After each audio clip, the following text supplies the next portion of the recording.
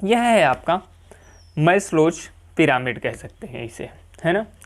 अब देखिए मैंने इसमें आपने पहले आपने देखा नोट के माध्यम से कि इसके नीचे के 3 स्तर जो हैं ये देख सकते हैं आप, इसे आप निम्न स्तर कहते हैं, ठीक है ना। और उसके बाद ये 2 स्तर जो हैं साथियों, इसे आप उच्च स्तर कहते हैं, ठीक है ना। उसके बाद आप देख सकते हैं कुछ अगर नीचे से ऊपर की तरफ जाया जाता है इसमें, ये देख सकते हैं आप, ये सीक्वेंस होता है इसका, ठीक है ना। सबसे पहले की स्थिति बताएं आपको, तो आप देख सकते हैं सबसे पहली स्थिति जो होती है वो फिजियोलॉजिकल नीड्स होती है। क्या होती है? फिजियोलॉजिकल नीड्स होती है, जिसे हम क्या कह सकते हैं साथियों? जीवन की मांग कह सकते हैं, या आप इसे क्या कह सकते हैं? शारीरिक आवश्यकताएं कह सकते हैं। अच्छा, एक व्यक्ति को शारीरिक आवश्यकताओं में क्या क्या आ सकते हैं, तो आप जान सकते हैं कि एक व्यक्ति के शारीरिक आवश्यकताओं की बात करें तो उसे क्या चाहिए? भोजन चाहिए। उसे क्या चाहिए? पानी चाहिए, है ना। उसे क्या चाहिए? कपड़ा चाहिए। तो ये एक व्यक्ति की बिल्कुल फिजिकल नीड्स हैं या बिल्कुल बेसिक नीड्स होती हैं, ठीक है ना। तो साथियों इसे इन्होंने सबसे निचले स्तर पर रखा, यानी भोजन, पानी, वर्ध, रेस्ट, यानी आपको फूड, वाटर, वर्ध मतलब संपत्ति, और साथ ही साथ आपको आराम की आवश्यकता होती है, या फिजियोलॉजिकल नीड्स थी, जो कि इन्होंने सबसे निचले स्तर पर रखा। जब व्यक्ति इसे प्राप्त कर लेता है, ठीक है, ध्यान दीजिएगा, आवश्यकताओं को प्राप्त करने के संबंध में ये चीज़ें रिप्रेजेंट किए हैं, इनका सिद्धांत है। तो जब इन्होंने फिजिकोलॉजिकल नीड्स प्राप्त कर ली तो ये व्यक्ति जो हो वो ऊपर की सोचता है। जब इसे खाना पीना संपत्ति मिल गई तब ये सुरक्षा के बारे में सोचा। आप कोरिलेट करेंगे तो बिल्कुल सीधे सीधे आप ऊपर तक पहुंच जाएंगे, चीज़ें आपको समझ में आ जाएंगी। उसके बाद आप देख सकते हैं इसे आवश्यकता पड़ती है सेफ्टी नीड्स की, ठीक है ना। यानी क्या चाहिए इसको? सुरक्षा चाहिए। फिर इसे सुरक्षा की आवश्यकता होती है, जिसमें यह सिक्योरिटी चाहता है, सेफ्टी चाहता है, यानी दैहिक और आर्थिक, मतलब ये फिजिकली और इकोनॉमिकली क्या होना चाहता है? सिक्योर होना चाहता है, ठीक है ना। ये शारीरिक रूप से और आर्थिक रूप से सिक्योर होना चाहता है। ये इनके दूसरे स्टेज में आ जाता है, दूसरे लेवल में आ जाता है, ठीक ना। यानी सेफ्टी नीड्स जिसे बोलते हैं। सेफ्टी नीड्स प्राप्त करने के पश्चात क्या होता है साथियों? ये अपने पास पड़ोस या समाज में क्या करेगा? पास पड़ोस या समाज में लोगों से संबंध बनाएगा, स्नेह संबंध बनाएगा ना, ठीक है ना साथियों। क्या देख सकते हैं आप? बिलोंगिंगनेस एंड लव नीड्स, यानी सामाजिक संबंध और क्या होगा? प्रेम और स्नेह, मतलब सौहार्दपूर्ण कह सकते हैं आप, संबंध बनाएगा, ठीक है ना। जिसमें आप देख सकते हैं इंटीमेट रिलेशनशिप, फ्रेंड्स, यानी वैवाहिक संबंध। इंटीमेट रिलेशनशिप को यहीं से जोड़ सकते हैं आप, वैवाहिक संबंध हुआ। फिर आप देख सकते हैं मित्र बनाएगा, ठीक है ना।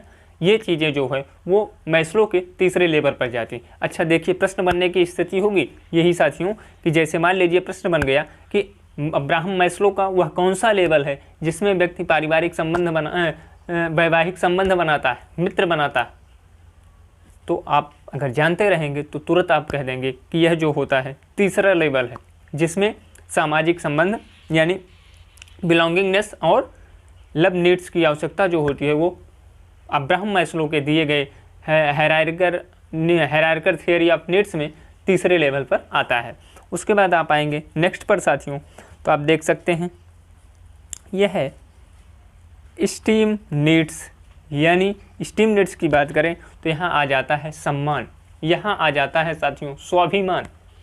मतलब जब आप यहाँ पहुँचते हैं, जब आप पारिवारिक संबंध और फ्रेंड्स बना लेते हैं, यानी बिलोंगिंग्स एंड लव नीड्स आपको मिल जाता है, तो आप चाहते हैं सम्मान, आपको चाहिए स्वाभिमान, ठीक है ना। तो यहाँ पहुँचने के बाद आपको प्रतिष्ठा की ज़रूरत पड़ती है। आप जो अचीव किए हैं उसे मेंटेन रखने की कोशिश करते हैं, ठीक है ना साथियों। और अंत में आप पहुँचते हैं सेल्फ एक्चुअलाइजेशन में, जिसे आप कहते हैं आत्मसातीकरण। हिंदी की बात करें, सेल्फ एक्चुअलाइजेशन मतलब आत्मसिद्धिकरण। और आत्मसिद्धिकरण की पर जब आप पहुंचते हैं तो आपने अपने जीवन में जो चीज़ें सर्वोच्च लेवल पर रखी है, जो सबसे मतलब आप चाहते हैं कि बस ये हम प्राप्त कर लें, मतलब समाज में सबसे सर्वोच्च पद प्राप्त कर लेने की स्थिति जो होती है वो सेल्फ एक्चुअलाइजेशन होती है। जैसे बात करें सचिन तेंदुलकर ने, अगर बात करें उनके शतकों की, उनके हंड्रेड्स की, तो उन्होंने 100 शतक लगाए हैं, ठीक है। तो अब कोई क्रिकेटर होगा तो अगर वो शतक लगा रहा है तो उसके अचीवमेंट्स की जो एकदम पीक लेवल का टारगेट होगा वह यही होगा कि वो 100 शतकों को पार कर ले। और जब वह नेक्स्ट कोई प्लेयर जो है वो 100 शतकों को पार कर लेगा तो आप देखेंगे कि वह हो जाएगा उसका सेल्फ एक्चुअलाइजेशन यानी आत्मसिद्धीकरण, मतलब उसने अपनी उपलब्धियों को पीक लेवल पर पहुंचा दिया, ठीक है ना। ये साथियों रहा मैस्लोज पिरामिड, जिसमें इन्होंने अपने 5 स्तर दिए। पहला स्तर की बात करें तो फिजियोलॉजिकल नीड्स हो गई, दूसरी की बात करें साथियों तो सेफ्टी नीड्स हो गई, तीसरी की बात करें तो बिलोंगिंग्स एंड लव नीड्स हो गई, चौथे की बात करें तो एस्टीम नीड्स हो गई। एस्टीम नीड्स मतलब सम्मान या स्वाभिमान की लड़ाई जिसे कहते हैं, आवश्यकता जिसे कहते हैं। और पांचवें की बात करें तो सेल्फ एक्चुअलाइजेशन यानी आत्मसिद्धीकरण हो जाता है। साथियों यह मैस्लो पिरामिड्स जो है या मैस्लो का जो ग्राफ है यह आपकी परीक्षा के दृष्टिकोण से अति महत्वपूर्ण है साथियों। यहाँ से आपके एग्जाम में एक प्रश्न जो है वो मात्र एक स्लाइड से कंप्लीट हो जाता है। अगर आपने इसे ध्यान से पढ़ा है, इसके एग्जाम्पल्स को देखा है तो आपको 1 नंबर आज की क्लास से, आज के इस पेज से ही मिल जाएंगे साथियों। अच्छा एक चीज़ और देखिएगा, जैसे आप देख सकते हैं कि नीचे के 2 जो होते हैं इन्हें हम, नीचे के 2 लेवल जो हैं इन्हें हम बेसिक नीड्स कहते हैं, ठीक है ना। आधारभूत आवश्यकताएं जो होती हैं वो निचली 2 होती हैं, यानी खाना पीना और सुरक्षा। फिर उसके बाद आप जाएंगे इसके ऊपर के 2 लेवल जो होते हैं ये होते हैं साइकोलॉजिकल नीड्स यानी मनोवैज्ञानिक आवश्यकताएं होती। अब कैसे हैं, इंटीमेट रिलेशनशिप और फ्रेंड्स जो होते हैं ये आपको क्या भावनाओं पर ही तो चलते हैं।